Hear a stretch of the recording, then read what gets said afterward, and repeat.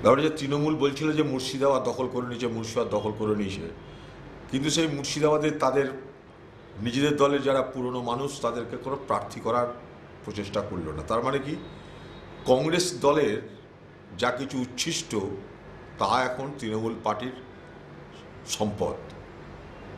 তাই মুর্শিদাবাদ জেলায় তৃণমূলকে বাঁচতে হয়, তৃণমূলকে লড়তে হয় কংগ্রেসের উচ্ছিষ্ট পদার্থদের সামনে রেখে।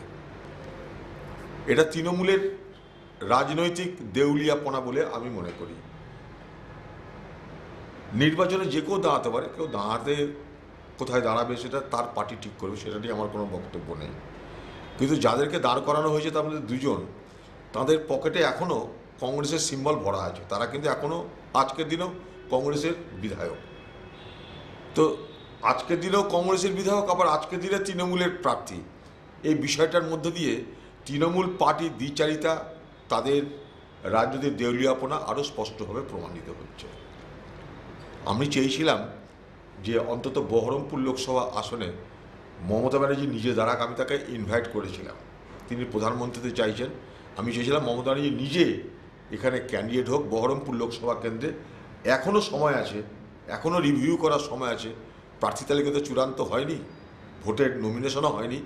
আবার বলছি মমতা ব্যানার্জি, আপনি বহরমপুর লোকসভায় আমার বিরুদ্ধে প্রার্থী হন।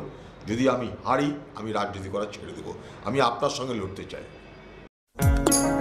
আপনারা দেখছেন TV24 বাংলা। TV24 বাংলার সমস্ত খবরের আপডেট পেতে ইউটিউবে সাবস্ক্রাইব করুন TV24 বাংলা চ্যানেলটিকে এবং সাবস্ক্রাইবের পর অবশ্যই বেল আইকনটি একবার ক্লিক করুন। কমেন্টস আর শেয়ার করতে ভুলবেন না। TV24 বাংলা।